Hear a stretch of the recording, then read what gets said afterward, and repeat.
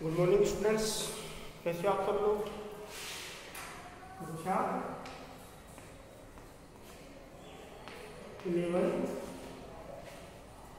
राजनीति विज्ञान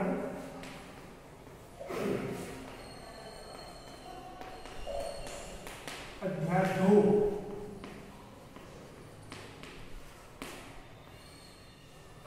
भारतीय संविधान में अधिकार।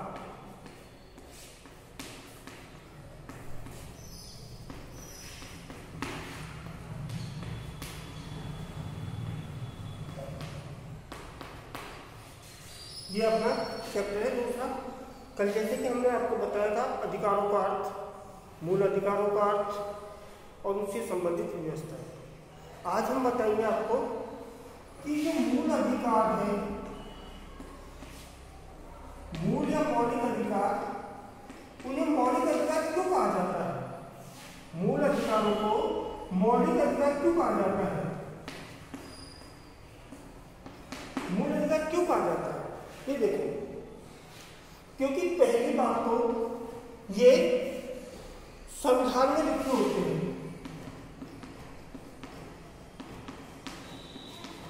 संविधान में लिखित होते हैं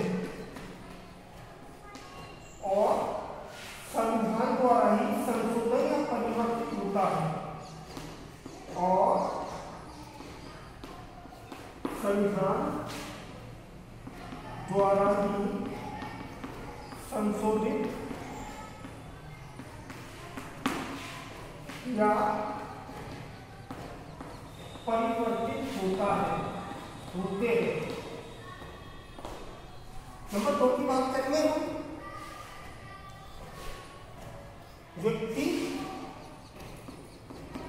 के विकास, व्यक्ति के विकास के मूल रूप होते हैं। व्यक्ति के विकास के मूल रूप होते हैं। इनके अभाव में विकास अवरुद्ध हो जाता है। इनके अभाव में विकास अवरुद्ध हो जाता है। नंबर 3, इन अधिकारों का उल्लंघन नहीं किया जा सकता। इन अधिकारों का उल्लंघन नहीं किया जा सकता।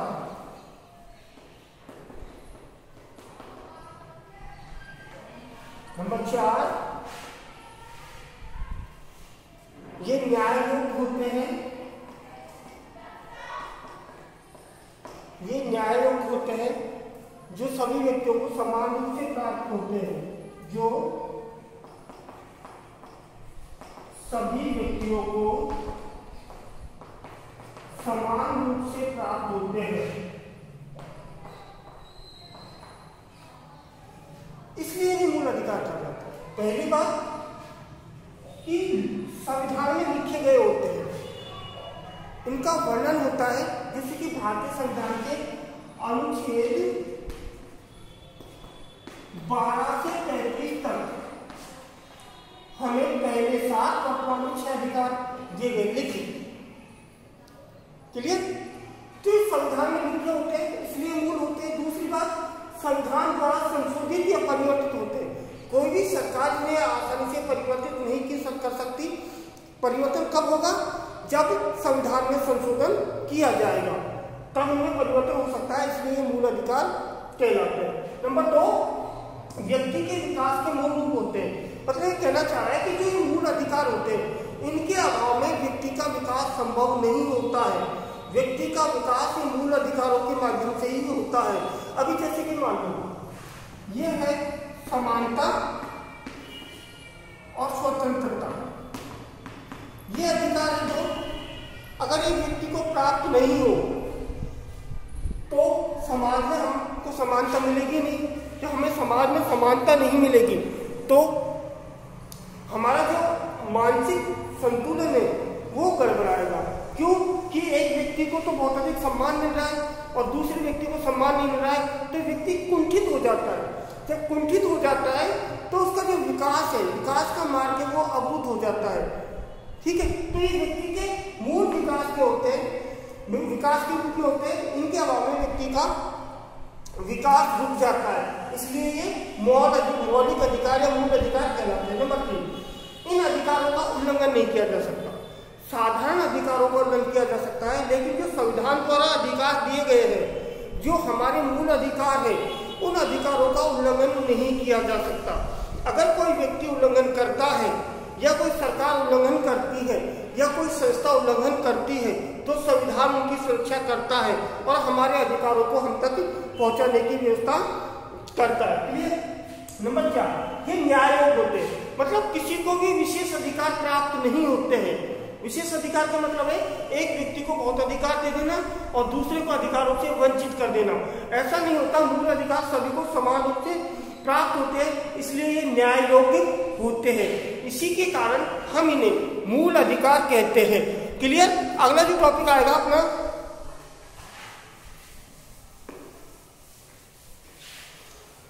ये आपको समझ आया कि हम अधिकारों को मूल अधिकार क्यों कहते हैं, ये आपने समझा। अब अगला जो है अपना वो ये है कि मानव अधिकारों की घोषणा, भारत में सर्वप्रथम अधिकारों का घोषणा पत्र कब और किसने जारी किया?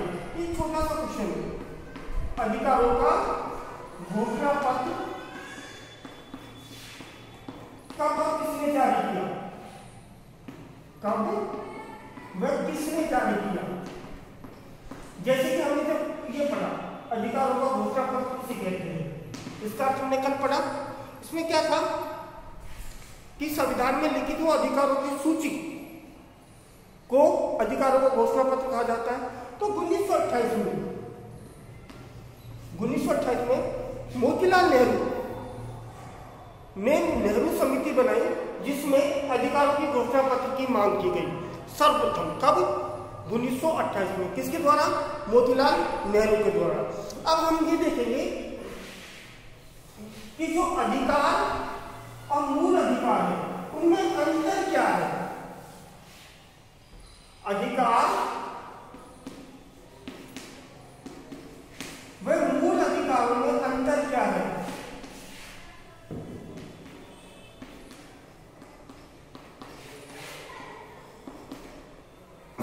अंतर, अधिकार और मूल अधिकारों में अंतर। पहला ये है कि जो अधिकार होते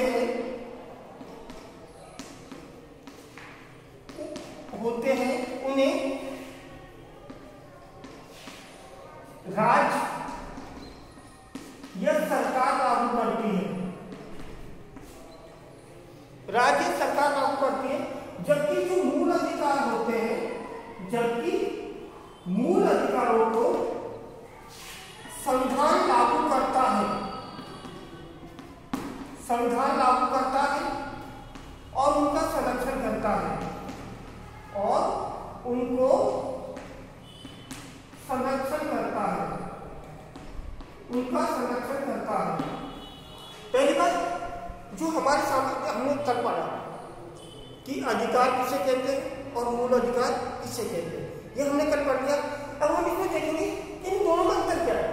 अंतर ये अधिकार जो होते हैं उनको राज्य सरकार लागू करती है, जबकि मूल जो अधिकार होते हैं वो संविधान में लिखित होते हैं और संविधान उनको लागू करता है और संविधान उनका संरक्षण करता है। नंबर 2,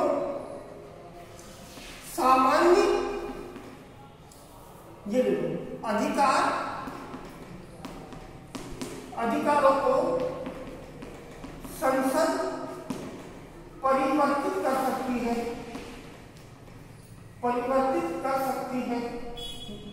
जबकि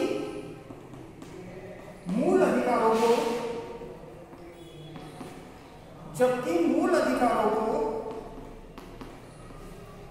संविधान संशोधन द्वारा ही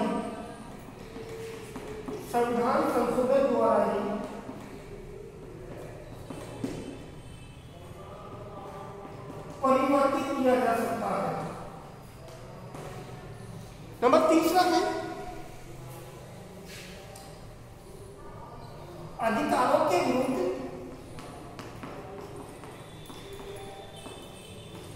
सरकार कार्य करती है, सरकार कार्य कर सकती है, जबकि मूल अधिकारों की विरुद्ध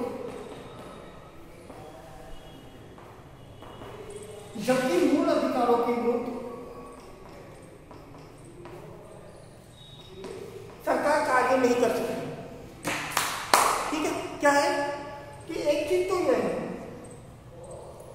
कि जो अधिकार होते हैं उन्हें राज्य या सरकार लागू करती है और उनको संरक्षण प्रदान नहीं करती है।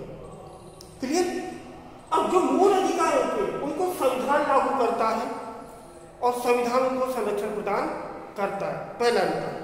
दूसरा अंतर, जो अधिकार होते हैं उन्हें संसद कभी भी परिवर्तित कर सकती है या हटा सकती है, बदल सकती है, जबकि जो मूल अधिकार है उनमें संविधान संशोधन द्वारा ही परिवर्तित किया जा सकता है, आसानी से परिवर्तित नहीं किया जा सकता या संशोधन नहीं किया जा सकता। मूल अधिकारों में संशोधन तभी हो सकता है जब संविधान में संशोधन किया जा सकता है। ठीक है। तीसरी बात, अधिकारों के विरुद्ध सरकार कार्य कर सकती है, जैसे कि हमने कहा कि इन्हें लागू कौन करते हैं? सरकार करती है, सरकार ही देती है ना हमें अधिकार। जब सरकार ने हमें अधिकार दिया तो सरकार जब चाहे उनके विरुद्ध कार्य कर सकती है, जबकि मौलिक अधिकारों के विरुद्ध सरकार कार्य नहीं कर सकती। सरकार पर प्रतिबंध लग जाता है कि जहां तक वो मौलिक अधिकारों को हनन नहीं करेगी वहां तक वो कार्य कर सकती है, लेकिन जैसे ही मौलिक अधिकारों को हनन करती है तो वहां उस पर प्रतिबंध लगा दिया जाता है। तो ये है उन अधिकारों मूल अधिकारों में अंतर। ये तो हमने अधिकारों के संबंध में कुछ बेसिक जानकारियां पढ़ी। अब जो हमारा आता है भारतीय संविधान में अधिकारों की बात, तो हमारे संविधान जो मूल संविधान था, जो हमारा मूल संविधान था, मूल संविधान, मूल का क्यों जानते हैं? मूल का क्या है? वास्तविक।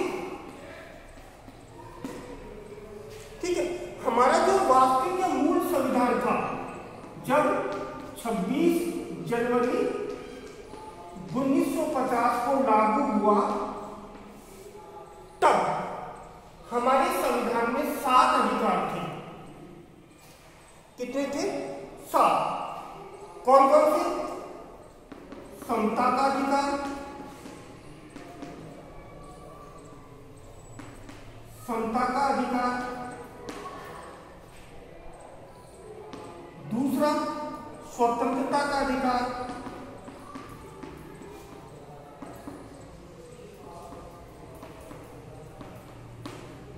तीसरा शोषण के विरुद्ध अधिकार,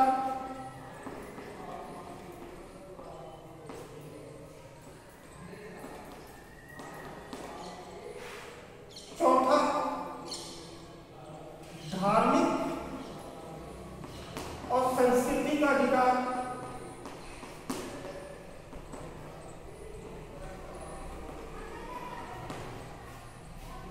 पांचवा संपत्ति का अधिकार,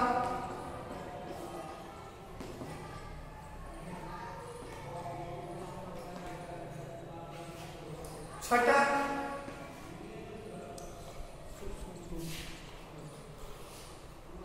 संवैधानिक उपचारों का अधिकार, संवैधानिक उपचारों का अधिकार, आठवां बेगार और बाल श्रम, ये हमारे साथ अधिकार। ठीक है, ये हमें मूल संविधान द्वारा प्राप्त हुए थे। ठीक है, लेकिन 44वें संविधान संशोधन 1978 के तहत अनुच्छेद 31 को समाप्त करके ये संपत्ति का अधिकार है, इसको समाप्त कर दिया गया और संपत्ति को कानूनी अधिकार बना दिया। कानूनी अधिकार का मतलब सरकार को संपत्ति के अधिकार बना दिया। अब हमारे पास 1978 के बाद कितने अधिकार बचते हैं? 6। भारतीय संविधान के अनुच्छेद 12 से लेकर 35 तक मूल अधिकारों का उल्लेख किया गया है। ये भारतीय संविधान के भाग 4 में दिए गए, 3 भारतीय संविधान के भाग 3 में मौलिक अधिकारों का जो उल्लेख किया गया है अनुच्छेद 12 से 35 तक किया गया है। अब हम इनके बारे में एक एक डिटेल पढ़ेंगे कि ये क्या है, इसमें कौन कौन से अधिकार दिए गए हैं, उनका हम पूरा डिटेल पढ़ेंगे जो हम आपको कल कराएंगे।